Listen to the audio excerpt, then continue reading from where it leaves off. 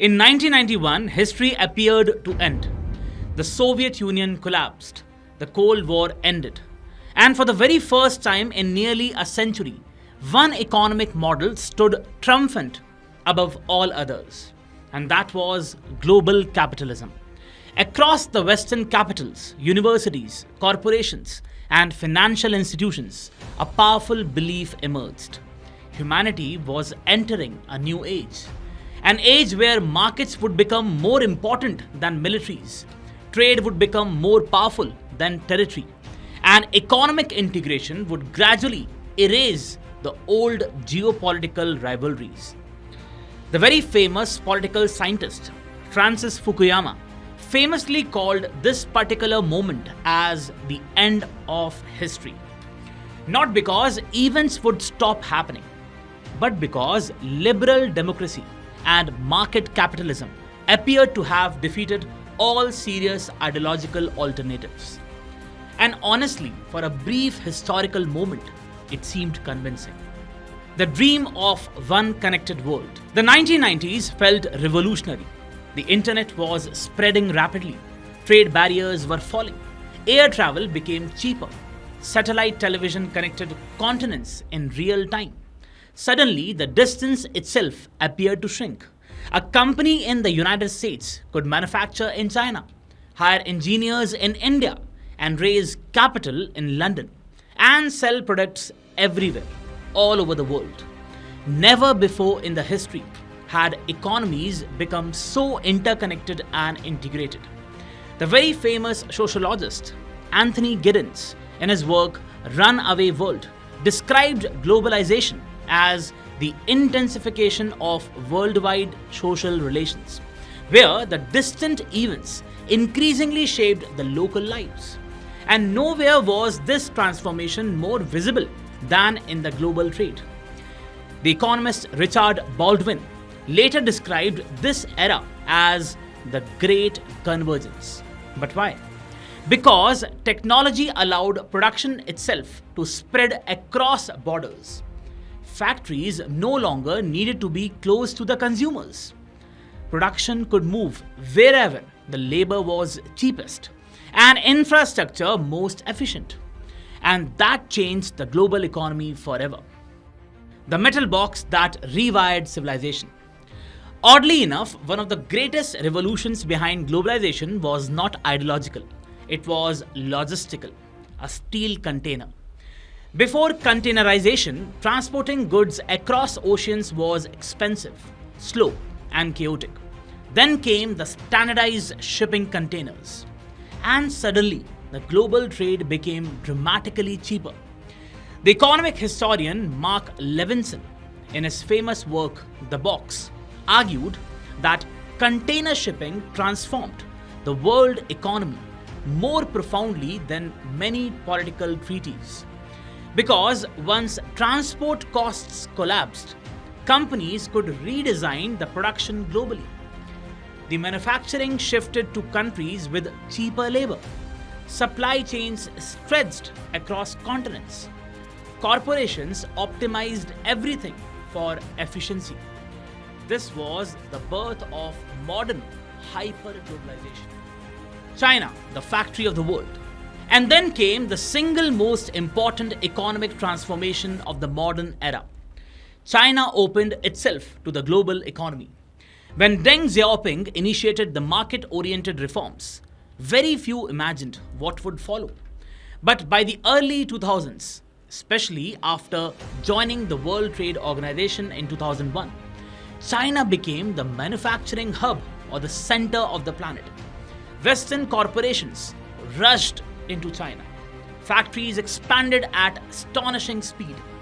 Global supply chains reorganized around Chinese manufacturing. Consumers worldwide benefited from cheaper products. And China lifted hundreds of millions out of poverty. The scale was historic. No civilization in modern history had industrialized so rapidly. But hidden inside this success was a growing structural vulnerability. The whole world became deeply dependent on China. not gradually but systematically. Electronics, machinery, pharmaceutical ingredients, solar panels, industrial goods, everything increasingly flowed through the Chinese supply chains. The world celebrated efficiency but ignored the concentration risk. The golden age of hyperglobalization. By the early 2000s, globalization no longer looked like an economic policy. It looked inevitable. Trade exploded. Financial capital moved instantly across borders. Corporations became transnational giants. The economist Thomas Friedman popularized the phrase, "the world is flat," which meant technology and globalization had reduced the importance of geography itself. And for a while, the system seemed magical. Inflation remained relatively low. Products became cheaper. Technology spread rapidly. Global middle classes expanded. Many genuinely believed that economic interdependence would reduce the geopolitical conflict.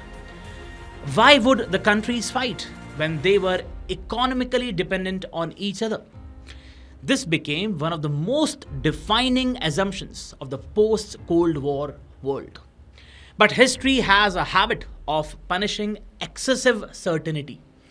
And a few thinkers quietly warned, this system may not be stable forever. The men who saw the cracks early. One of them was economist Dani Rodrik. Rodrik argued that globalization was creating deep tensions among democracy, national sovereignty, and global markets.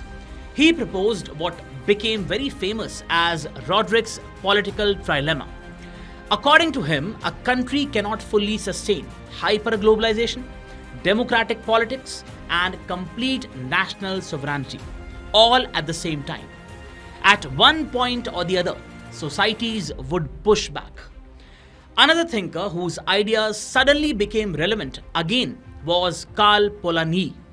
Decades earlier, Polanyi, in his work The Great Transformation, had warned that when markets become too dominant over the societies, political backlash eventually emerges.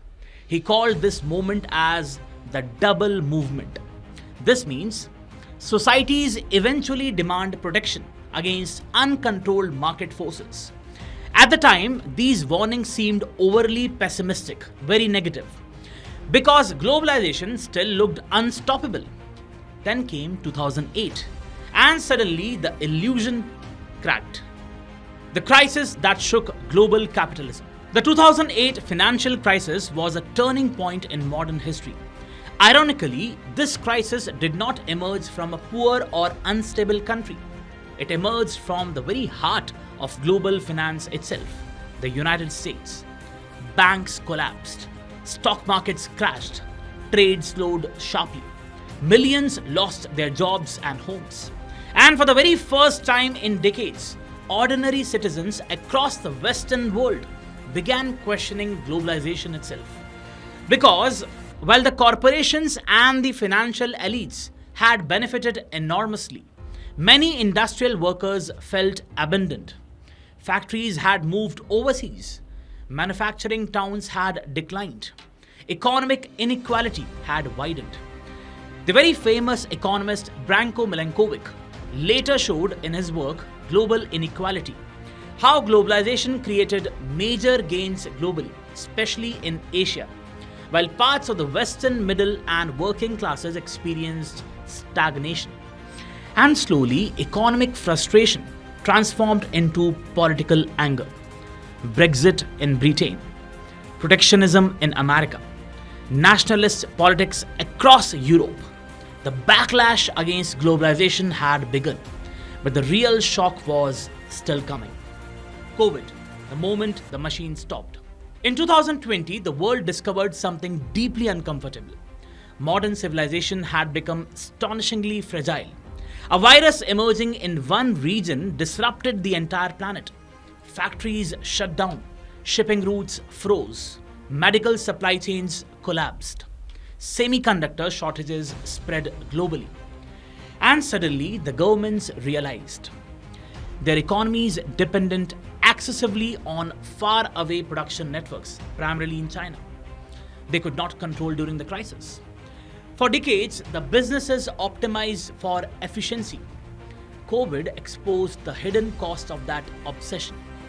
And this triggered a profound psychological shift across the governments worldwide.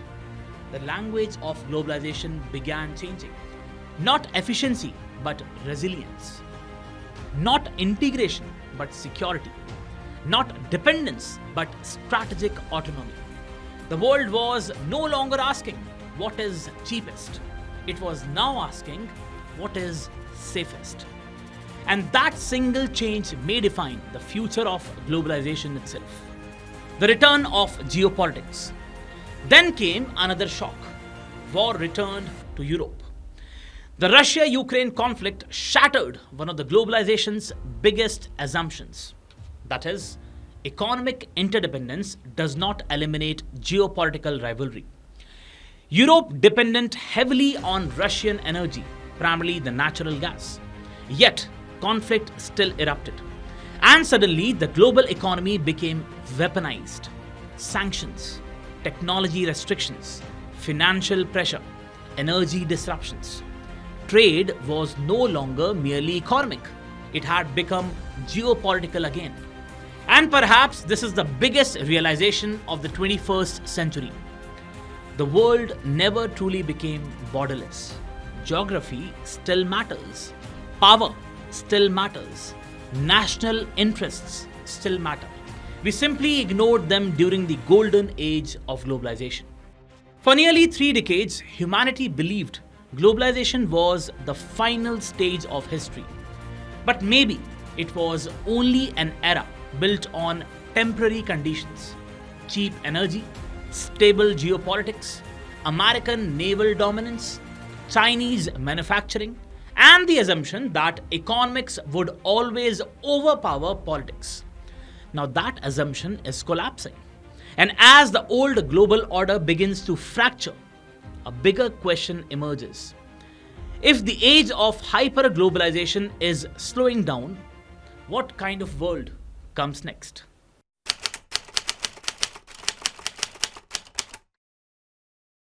The old Cold War was fought with ideology: capitalism versus communism, NATO versus Soviet bloc, nuclear weapons versus nuclear weapons. The new great rivalry looks very different. There are no formal declarations, no iron curtain dividing the planet completely, no universal ideological camps, and yet a new struggle for global dominance is unfolding right in front of us. Not primarily through the armies, but through technology, trade, data, finance, semiconductors, and artificial intelligence. This is the new Cold War, a Cold War without a name. When economics became strategic, for decades, globalization encouraged the belief that economics and geopolitics were separate worlds. Business was business, trade was trade, technology was innovation. But modern crises have shattered that illusion. Today, a microchip can determine the military superiority. A social media platform can influence elections. An undersea cable can become a strategic target. Economics itself has become geopolitical.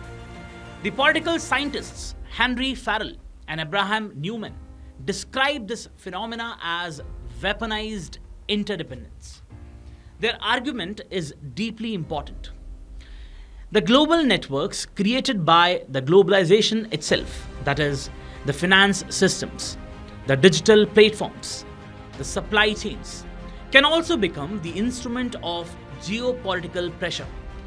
This means the same interconnected world that created prosperity can also create vulnerability.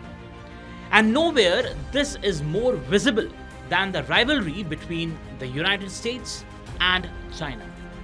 The relationship that built the modern world.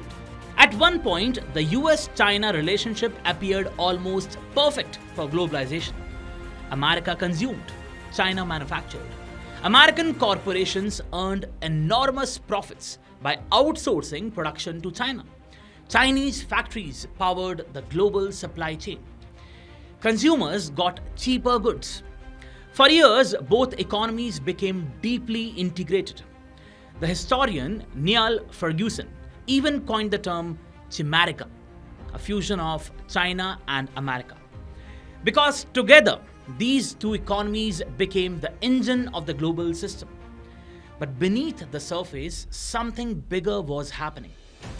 China was not merely becoming wealthier, it was becoming technologically capable, geopolitically ambitious, and strategically confident. And ultimately, Washington began seeing that China is not merely a trade partner, but a systemic rival. The microchip, the most important object on the earth. Now, here is where the story becomes extraordinary. The most strategically important object in the modern civilization is not oil. It is the semiconductor chip, tiny, invisible to most people, yet absolutely essential. Modern life runs on semiconductors, smartphones, satellites, artificial intelligence systems, electric vehicles, cloud computing, banking networks, missiles, fighter aircrafts. Without chips, the modern civilization slows down. And here lies one of the greatest vulnerabilities of globalization. A massive share of advanced semiconductor production is concentrated in one country known as Taiwan, especially within one particular company, that is Taiwan Semiconductor Manufacturing Company. TSMC manufactures some of the world's most advanced chips. Think about the geopolitical implications carefully. A tiny island sitting near one of the world's biggest geopolitical flashpoints has become central to the digital economy of the entire planet. This is why Taiwan matters far beyond the territorial politics. Taiwan sits at the very heart of technological civilization itself. The geopolitical analyst Chris Miller, in his work The Chip War, argues that semiconductor dominance may shape the global power in the 21st century, just as the oil shaped in the 20th. And this explains why the United States imposed sweeping restrictions on advanced chip exports and chip making technologies to China. Because whoever controls the advanced computing may shape the future balance of power itself. Artificial intelligence, the next industrial revolution, now enters the most disruptive force of our era: artificial intelligence. Many experts believe that artificial intelligence may transform the civilization as profoundly as electricity or the steam engine. But unlike the previous technological revolutions, AI affects cognitive labor itself: writing, research, coding, analysis, decision making. Tasks once considered uniquely human are increasingly becoming automated. The scholar Kai-Fu Lee argues that artificial intelligence could reshape the global power balances because countries with stronger data ecosystems and computing capacity gain enormous strategic advantages.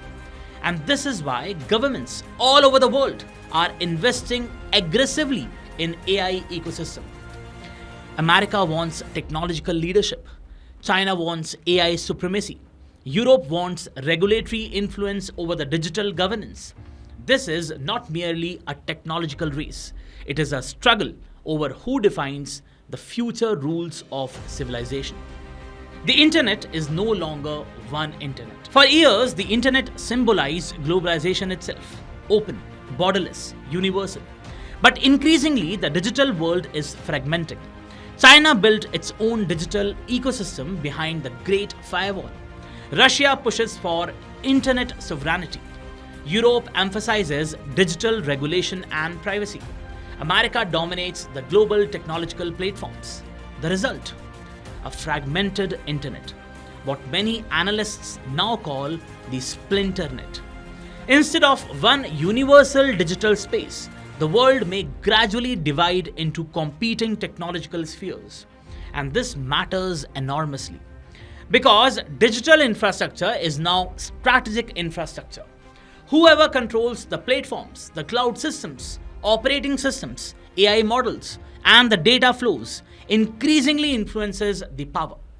The scholar Shoshana Zuboff, in her work The Age of Surveillance Capital, warned that digital platforms now possess unprecedented behavioral influence through data extraction and predictive systems.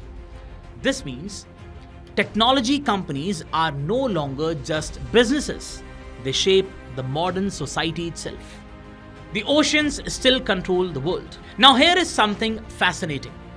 Despite all our digital progress, modern civilization still depends heavily on geography. More than 80% of the global trade by volume still moves through the sea routes. Critical choke points still matter enormously. The Strait of Hormuz, the Strait of Malacca, the Suez Canal, the South China Sea. When disruptions occur in these regions, global inflation, energy prices, and supply chains feel the impact immediately. The geopolitical thinker Alfred T. Mahan argued more than a century ago that control over the sea routes determines the global influence. And remarkably, his ideas still shape the strategic thinking today. Because globalization never eliminated geography, it simply layered digital connectivity on top of it. The battle for critical minerals. Now comes another major transformation. The green energy transformation is redesigning the geopolitics itself. Electric vehicles require lithium. Advanced batteries need cobalt and nickel. Wind turbines and electronics depend on the rare earth elements, which means the future global economy depends heavily on critical minerals. Countries are now racing to secure the supply chains for lithium, cobalt, graphite, nickel, and rare earths. China currently dominates the large parts of rare earth processing. Africa's mineral wealth is becoming strategically vital. Latin America's lithium reserves, popularly known as the Lithium Triangle, are attracting global competition. The Arctic is gaining importance because melting ice may unlock new resources and shipping routes. In other words, the energy transition is not ending geopolitics, it is creating a new version of it. The return of civilizational power. Another transformation is unfolding quietly beneath economics and technology. Many major powers increasingly describe themselves not merely as nation states, but as civilizations. China speaks of civilizational rejuvenation.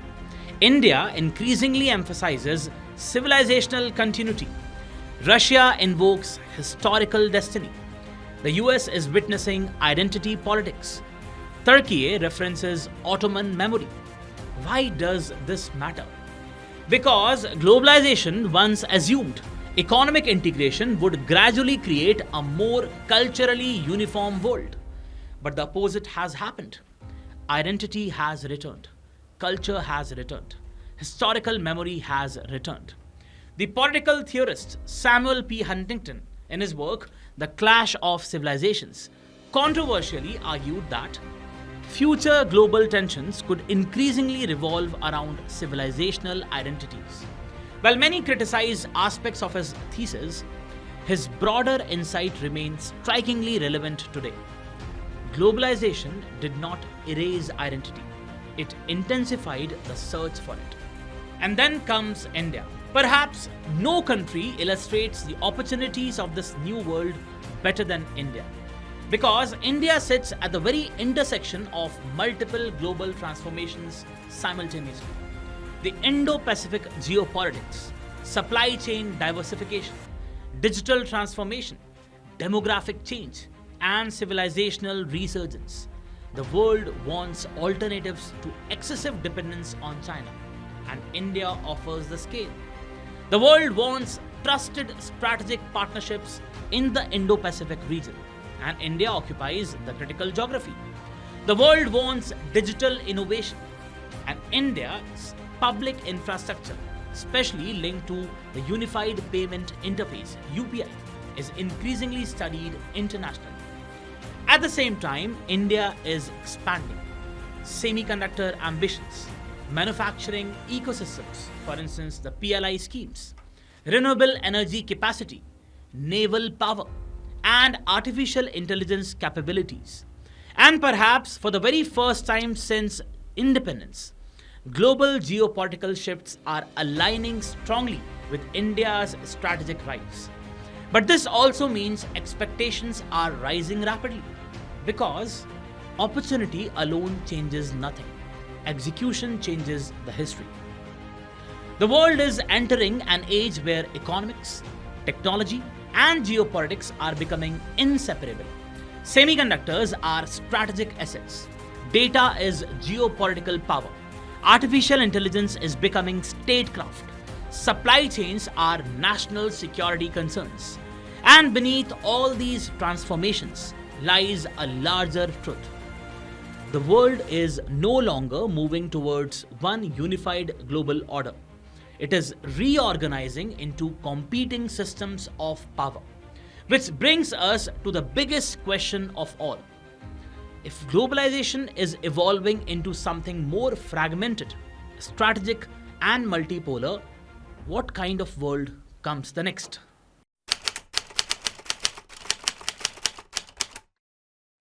Every age believes its systems is permanent. The Romans believed Rome would last forever. The British believed global trade under their empire would never collapse. After the Cold War, many believed liberal globalization had become humanity's final destination. But history never stops moving. Orders rise, orders fracture, and eventually, ultimately, new worlds emerge from the old assumptions. Today, we are living through one of those transitions. Not the end of globalization, but the end of the version of globalization humanity became familiar with after 1991. The age of easy certainty is over. A harder world is arriving. The world is not deglobalizing, it is rewiring. This is the first thing we must understand clearly. The world is not disconnecting completely. Trade still exists. Technology still spreads globally. Financial markets remain interconnected. But globalization is changing its shape. Supply chains are becoming regionalized. Technology ecosystems are splitting. Countries are reducing strategic dependence.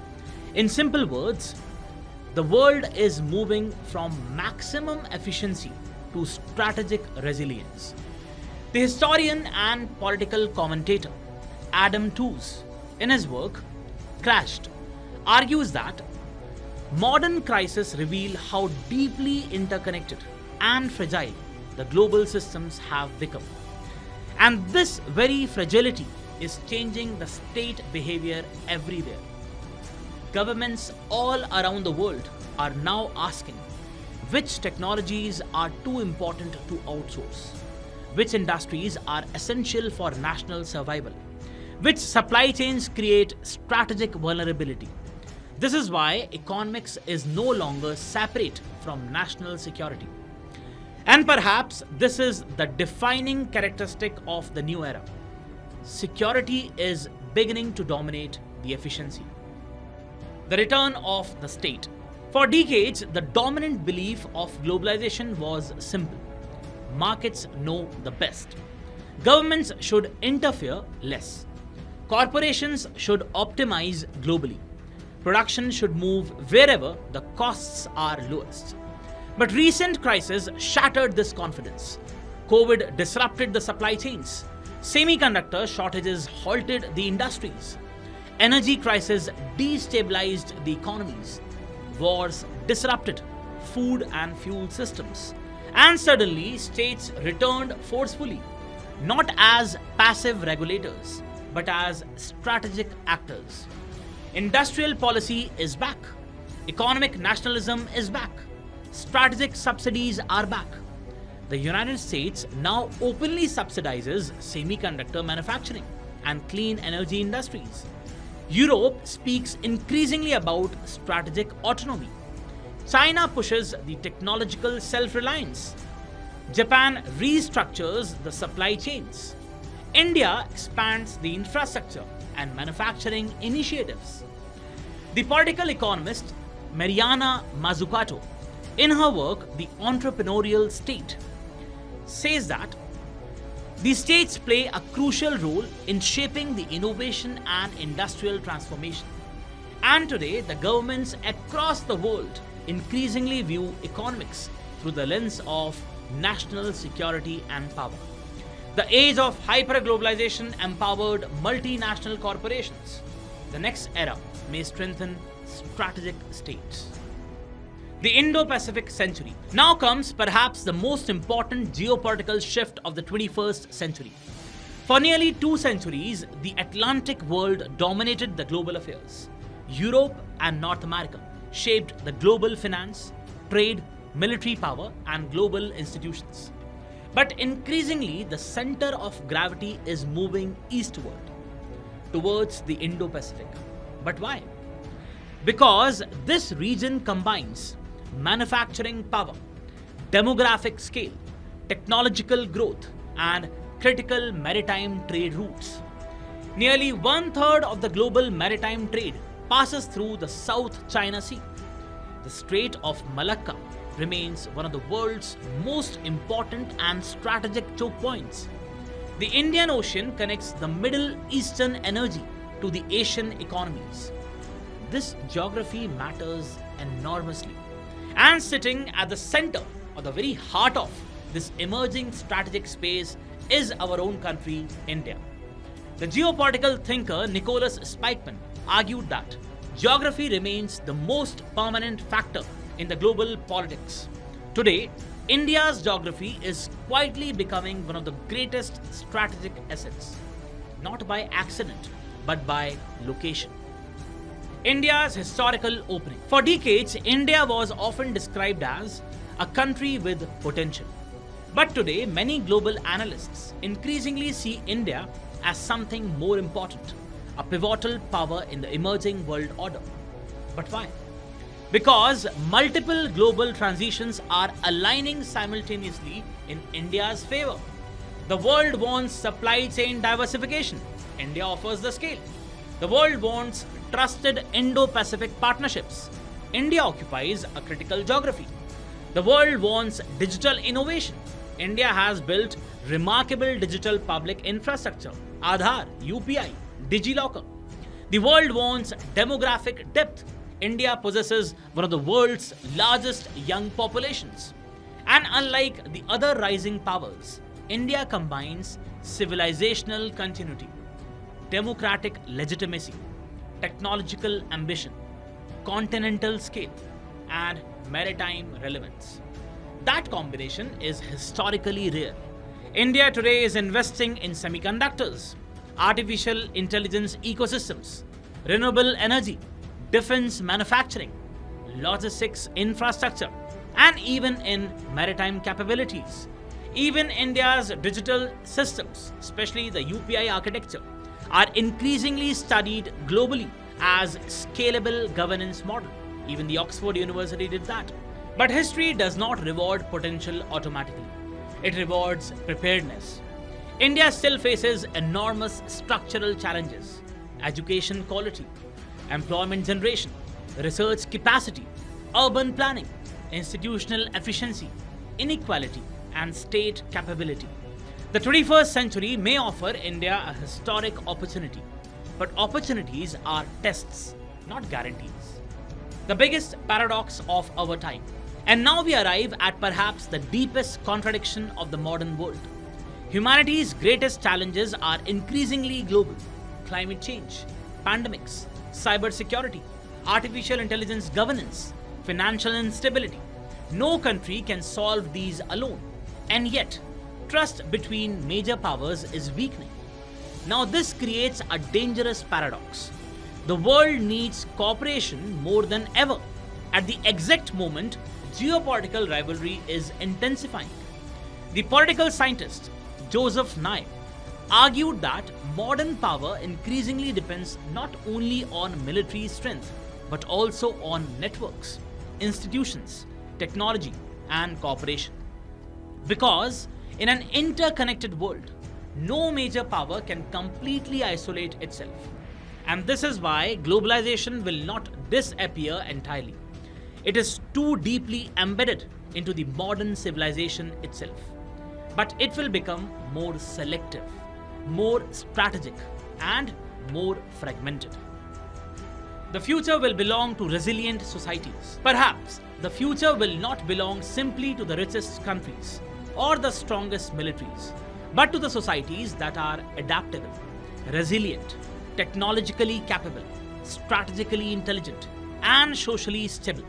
Because the next phase of globalization may reward balance rather than excess, not blind openness, not total isolation, but strategic interconnectedness. The countries that thrive may be those capable of combining economic integration with strategic autonomy, innovation with social cohesion, national interest with global cooperation. And perhaps that is the real lesson of 21st century. Globalization did not end history. It brought humanity into a new phase of it. Globalization is slowing down, but human connectivity is not ending. The world ahead will not be shaped only by economics. It will be shaped by technology, geography, identity, power, and the ability of societies to adapt to uncertainty. A new global order is already emerging, quietly, unevenly, and historically. And somewhere within this transformation, the future balance of the global power is being rewritten. The only question is, who will be prepared for it? Thank you.